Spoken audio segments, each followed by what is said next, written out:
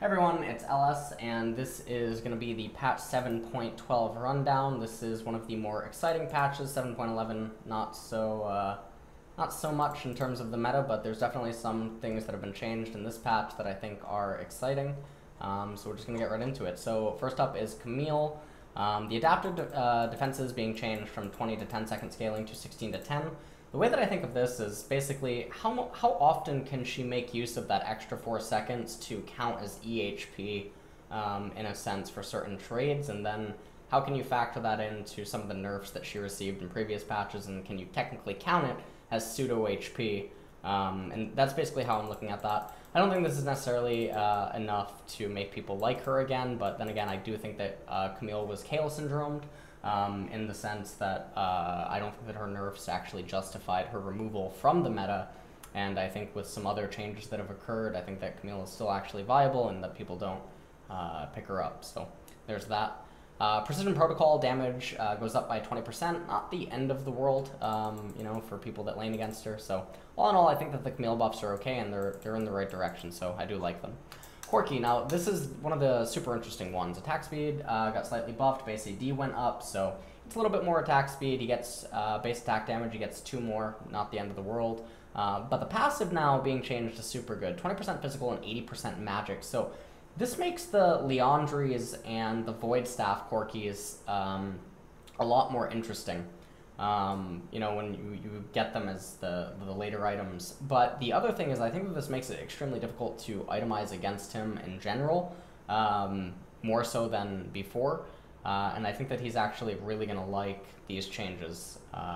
It will impact some of his mid lane matchups, especially because of the changes where a lot of champions got MR per level. But then also it makes it easier to have your runes prepared against him. With flat magic resist, scaling magic resist, etc. Whereas Corki before was a pretty big lane bully in mid lane. And again, Corki is also one of those champions that I think was Kayle Syndrome, so there is that as well. W Valkyrie, Phosphorus Bomb and Missile Barrage can now be buffered during Valkyrie's travel time. I think that's a really nice buff. So in total, I think that Corki mid and Corki ADC are both viable again, so really like that. Ivern, he had his E damage removed, 60 to 180 to 50 to 130. I think this is a joke. Every time I talk about Ivern, Ivern is the king of, he's the king of bad, but not the king of terror bad. And what I mean by that is, this is a champion that the more coordinated and the better that you are in both a solo queue and a competitive environment, the worse that Ivern becomes. And I think that a lot of the outcry that the public's had about him because he's so good in certain MMR brackets, and he's even particularly good even at the challenger brackets in NA and EU because people don't know, you know, to target Daisy. And yes, it's literally something as simple as that. Well, it's not just that, but it's one of the things. I think leads to Ivern getting nerfed needlessly. I think this is a champion that if he continued to just stay in his current state for a while longer, and people got more used to him, and I think it became more common knowledge of how to deal with him, these type of nerfs wouldn't be necessary. And so at the end of the day, I think this nerf's a complete joke. Is it going to change Ivern? Is it going to change Ivern? Absolutely not. It's only going to affect his first gank, maybe second gank or something. Not the end of the world at the early stages, and then late game you're not using Trigger Seed for damage, you're using it for its utility. So the nerf in itself is a complete joke, but I don't think that it affects his play competitively, and it certainly doesn't affect his play elsewhere. Although Ivern did receive inadvertent buffs, and we'll get to that later on in the patch, so it's okay. Jax, W now grants a bonus range. Using Empowered Strike to reset his basic attack timer is Jax bread and butter. Okay, so he gets 50 extra range. I think this helps out a few of his matchups that he has in top lane. Don't necessarily know if this is anywhere near enough to bring him back into the meta, especially with one of the items that we're going to talk about later on getting hit, but, you know, any buff is a nice buff. Jhin, this is one of the things I was excited about. So they're buffing his base damage on the Dancing Grenade at the later stages, so I think that that's actually what Jhin really needed, because after the changes to Deathfire, and with the changes to lethality, a lot of people were complaining that he was lacking some damage that he had previously, and now the curtain call damage being amplified per shot. I mean, he's getting a lot of buff there. I think Jhin is actually another. Jhin is another champion that is Kayle Syndromed, in a sense where he's not as popular as he could be, because I think that people read into the changes a little bit too much. Although he was hurt by the temporary shift in support metas with Lulu and Karma coming back as much as they did, but then also some champions that appeared up in top and mid lane did hurt Jhin a little bit. But I think with changes to certain itemization and recent patches and these buffs, I think it definitely helped propel Jhin back into the meta where he does belong. I think he's one of the best ADC champions in the game. Karma, so she's losing some shield value. At the later stages, she's losing 20. The shield value for E level 1, level 2, it's completely negligible. Level 3, it's negligible. The 20 is the only thing that's noticeable if it ends up getting spammed in the later stages, because if you make full use of the shield, then you're essentially going to be missing like 100 HP inside of a team fight. It's not the end of the world, but it's definitely noticeable. And I think that it's kind of fair, although Karma and Lulu and some other supports like that did get hit inadvertently by some of the meta shifts, but also because of the Dorans shield introduction. So, you know, it's sort of whatever. It's a fair balance change. Shield and secondary target, 50% primary target shield to 30% primary target shield. I think that's completely fine. Kindred, base attack damage up, E mana cost down. So basically goes up by 3, so it's essentially 1/3 of a longsword for free. And remember, Kindred did get buffed in another previous patch where she essentially got a longsword for free. Wolf's Frenzy, I like that? Some of the accent going in there. But anyways, Wolf Daft speed goes up by 200, not the end of the world. E mounting dread, 70 to 50. Don't think that these are the type of things that are keeping Kindred out of pro play. I do think that the base attack damage at level 1 going up, though, definitely does help with the clear, because it's essentially basically almost giving her savagery in a sense. So I think that she will definitely like that, but I don't think that Kindred is prepared for pro play right now, at least inside of solo queue. These are obviously really nice buffs. Malzahar, Q and R damage reduced at later ranks. So 70 to 230 scaling to 70 to 210. I really hate this. R Nether Grasp loses 50 damage at the final rank. It's untouched for the most part. Rank 6 and 11, it's completely negligible. And then also the ability power loss, when you are going to be using that, is also negligible at first rank and probably second rank. And then late stage, when Malzahar's level 16, 17, 18, that's when you would most notice the ability power removal. However, the QSS and Scimitar changes, I think, are nice for Malzahar. I do think that Malz is still pickable, but the problem is that with some of the champions that exist in the current meta, he really fits in. He has a very specific role, and he's not quite at the stage that he was a long time ago, where he was just a complete blanket versus all. I would probably say that he's like an 80 or 90% versus all. He is up there, but he does have his specific role. And I think that he's underutilized, although I haven't been watching solo queue too much, and I haven't personally played enough to see how popular is he in, for instance, Korea or something. Rakan gets some bug fixes and whatever, so no one cares about him. You know, Jeffree Star right there. Anyways, Rek'Sai, base AD is buffed, armor growth stat buffed, but for the most part they're negligible. Burrow, Unburrow, 0.8 bonus attack damage, that's the big one, because of the AD-centric Rek'Sai.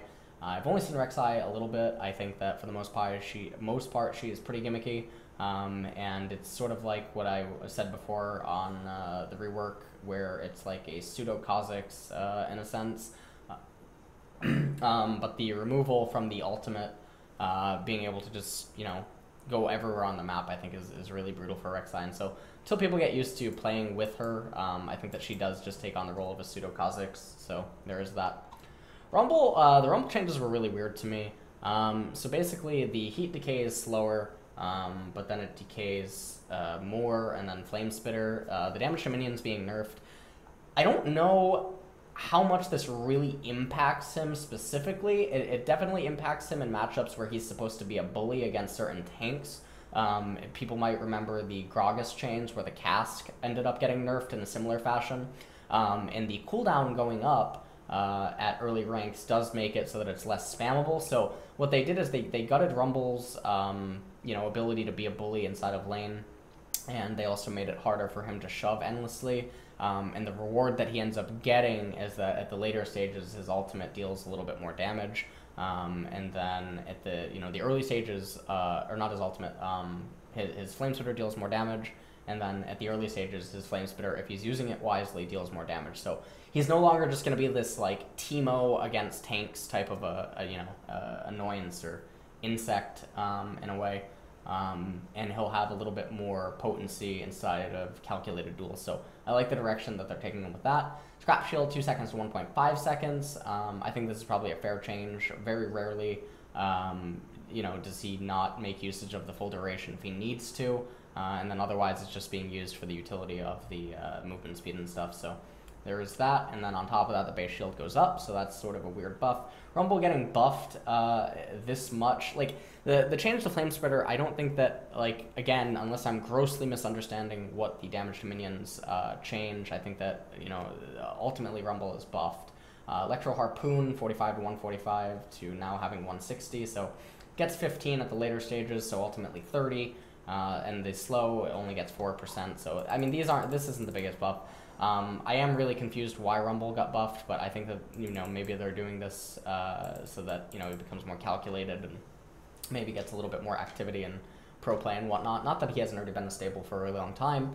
Xayah can attack while casting Q and W cooldown increase. W cooldown I don't think is the end of the world. The not attack while casting Q, it's sort of whatever. Xayah is not picked for these reasons, so I don't think it's the end of the world. Zac, now, this was the biggest fucking joke in the history of patch notes since Volibear getting nerfed. And by the way, we're still waiting until the Cult of Annie can manage to make Annie appear up in one of these patch notes. Still working on that. But anyways, W and E damage reduced. And this isn't what makes Zac broken. Okay, Zac can actually... Zac can entirely whiff his slingshot. He can just completely fucking miss, and it doesn't even matter anymore because he fucking throws one person over there and he does this and he fucking claps them together. It is so obnoxious when considering his ultimate that he doesn't even need to hit his slingshot anymore. The damage isn't what matters, it's just his utility, how tanky he is, the type of range and stuff that he provides, the way that he can itemize. The way that he fits into the meta right now is just so fucking obnoxious. And to see these type of approaches taken, Zac damage is on the high side for tanks, so we're dialing that back. This isn't the fucking problem. His utility is, like, absolutely absurd. And that honestly, that's the problem. The damage is negligible. These type of changes are complete jokes. This doesn't do anything to him. The only thing that this maybe does is it affects his clear speed, right, at early levels. That's literally it. But even if you make it so that Zac clears one less camp, it doesn't remove him from full play. He's literally a must-pick or must-ban right now. He's basically the old Rengar, or like the old Camille, or the old LeBlanc, or, whatever. Okay, support items. Locket of the Iron Solari. This is an item that I talked about recently on Twitter where it's extremely undervalued. It loses base shield now at level 18. However, if you are getting it on a jungler or a top laner or certain support tanks that are able to get HP and stuff, then it ultimately becomes a better item. So I think that the change to Locket of Iron Solari is really nice, and I think that hopefully now it's going to get more attention than it deserved. Because I think that people underutilize this item and they don't understand how effective that it is, especially because of how much of a game changer it can play at 2.5 item spikes and whatnot. Redemption, health and health regen down. Chakrez did a thing on this on Twitter. You can go to his Twitter and check it out. Ultimately, I do like the changes to Redemption. So this isn't, the end of the world. This is one of those Ivern changes that I talked about. So he lost some damage off of Trigger Seed, but then with Redemption and the change to Athene's Unholy Grail, it does play into him, so it's not the end of the world. But you can check out Chakrez's math, and then, this is an inadvertent change buff to Ivern, but it's once he completes it, so you have to look at it that way. Zeke's Convergence. This was a really interesting change. I think that when I look at this item now, it makes me think that it can be purchased on junglers, very specific supports. So, immediately the first thing that comes into my head is like Nunu or something, right? Because of the way that Nunu itemizes anyway. He gets the cooldown reduction now added, mana stays unchanged, now you get magic resist added, you got buff to armor, so what jungler doesn't like that? The gold cost went up a little bit, the name got changed, whatever. Unique passive now, I think the unique passive is super interesting. because the utility that this adds to the item, yes, it's not going to make it so that you can just give this to Jinx or Caitlyn or any of those other champions, but there's already been buffs to the critical strike area for certain champs anyway, so I really like the changes to Zeke's, and I think that it makes it a pretty interesting item that can be picked up at very specific points, and certain junglers will be able to pick this up for their AD carry. You know, it's a good item. Athene's Unholy Grail, ability power 40 to 30, however, mono regen 75% base mono to 100% base mono regeneration, cooldown reduction 20% to 10, that's the biggest nerf here. Bloodering rate 20 to 25%, a pretty mitigation damage health to champions, grants 5 ability power for every 25 base mono regen. So if you think about the champions that are getting these items, they're going to have a lot of extra base mono regen items, and so in that sense you're actually going to get more ability power than the old Athene's granted. And the change here that I don't think is the end of the world, even though in some cases it will be a nerf, there's actually a lot of instances where you would cap CDR 45%, 40% because of this 20 and the other items that you would get. Most notably, this would actually occur on Ivern, where the Lucidity boots, or the Ionian boots, would end up having inefficiency. But now with this change, it actually plays into Ivern being able to get this item with a lot more comfort. And I really like it. It only grants plus 25% base health regen for every 25% base mono regen. This is the interesting change, though. This definitely hurts Ivern quite a lot. Doesn't really hurt Lulu or like Soraka or Karma or any of those champions that pick that up too much, although it was their form of pseudo-sustain, so there's that. Banner commands a joke. Knight's Vow, cooldown reduction, gets 10%, no longer grants base 100% base health regen. Because Knight's Vow is usually picked up as a later game item, usually 4th, 5th, or 6th item, I don't think that it matters that much, and getting the extra CDR at that stage of the game I think is infinitely more valuable than the base health regeneration, because base health regen is virtually negligible inside of team fights, and the CDR is extremely beneficial. The only thing righteous about Righteous Glory is that you're not going to want to pick it. Glacial Shroud. So this is a little bit interesting. It does hurt certain laners. Armor goes down by 5, not the end of the world. Total cost goes down though by 100. I think that's pretty good change because it enables you to play around certain timing attacks and recalls with teleport if you're picking this up in top lane or something, or in the jungle. And this is actually pretty big. Losing the 5 armor isn't the end of the world, especially because other items got more armor that you're likely to be picking up if you're picking up the Glacial Shroud for either the Iceborne Gauntlet or the Frozen Heart, so that's pretty good. Raptor Cloak, don't really care too much about this. Ancient Coin Line, okay. This is actually a pretty big buff to Talisman of Ascension. Total cost going down by 200 gold I think is actually quite gigantic, so I actually really like this change. Support Crest Progression, Visual Update, Dorans Ring. Now, Mono Return when killing minions is now unique. The biggest impact that this has here is Victor is really hurt by this. Victor, did my AC just turn off? Well, I will turn it off. Victor gets hurt by this. And one of the things that is coming to mind right now is they're going to need to look at Victor again. Because Victor had the Rylai's taken away, he had the Deathfire taken away, he had, the changes now to Doran's Ring taken away from him, he had his Hex Core reworked. Victor's going to need a little bit of love after the Doran's change, I think, because there's a lot of situations where mid laners can force him into the double Dorans with boots. The biggest change, though, up in top lane is this takes away from Galio and Gragas and other triple Doran Ring users, using that to bypass certain lane weaknesses and become extremely oppressive inside of lane. So mono return when killing minions, now unique, is definitely going to be impacted there because they're going to have to be a little bit more intelligent now with their sustain. It doesn't mean that it couldn't be negated just by putting maybe some extra points into meditation, but I don't know how many top laners can get away with that. So Doran's Ring change, interesting. I think that it does definitely impact the meta across the board, so interesting to see how this will play out. Doran Shield costs more, no one cares. 400 to 450 gold, so what? You can't get one extra cookie. The item is still a disgusting abomination that allows... You can look at it in one light and say that, okay, there's a lot of champions that become able, or they become viable because they can now get through a laning phase because of this joke of an item. And then you can look at it from the standpoint of this item is actually just disgusting. And then it's sort of like pick your poison. I think that the item being busted is healthy because I am an advocate of tank meta. I'm an advocate of longevity, extended team fights, a lot of durability, lots of tankiness, lots of HP, shields, everything. Everything that, the public generally tends to hate. So in that sense, I like the item. But from the entertainment sense, or, you know, is the item actually fair? It's not. But, you know, that doesn't really change anything. So, not having one extra potion does affect some of the top lane matchups. So this is definitely going to be a buff to Jace, it's going to be a buff to Kennen, buff to Teemo, buff to Dankplank. It's going to be a buff to champions like that up in top, and it will make it so that they do get a little bit more pressure now. And with the change to Doran's ring, it does change the dynamic of top lane quite a lot. Fillable potion, changing the icon so it doesn't look quite similar to another 150 green. Alright, so I guess they're talking about Rejuve Bead. End of game stats, no one cares. Rotating game mode, don't care. Chat and friends, as if I had any. Summoner level progression, okay. Oh, wait, what? So checking at levels 5, 10, 20. Alright, this is really nice. Bug fixes, not going to read that right now.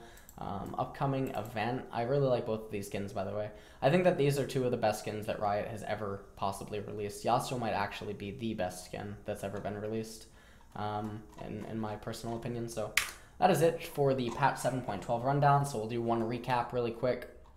Like the Camille buffs, I think that she was Kayle Syndromed. Like the Corki changes, think he was Kayle Syndromed. Think that the Ivern changes are sort of whatever once he completes the item, but I think that Riot are looking at him the wrong way.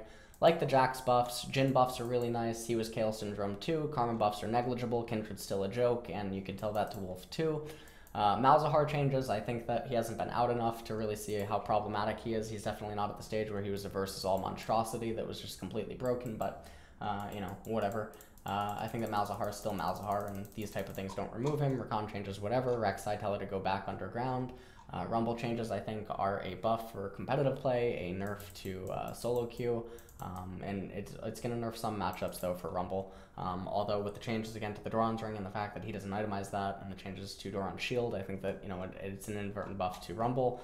Xayah thing, whatever. Zac is a primary example of them trying to push the SK Telecom Zac skin, so expect to see him nerfed right after, maybe about, you know, 3 to 4 weeks after that skin comes out. Then Zac will get nerfed, you know, so...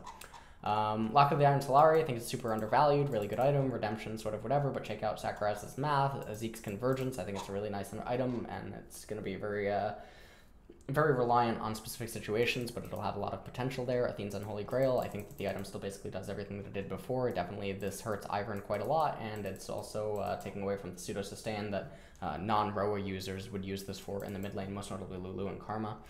Banner of Command, no one cares. Night Vow, good buff. Righteous Glory, fuck you. Glacial Shroud, I think this is a buff as well. Raptor Cloak, no one cares. And that is pretty much it for the patch 7.12 rundown. If you liked it, if you liked this shirt, make sure to go on to a certain website, and, you know, maybe you can get 10% off using a certain code. And that's pretty much it.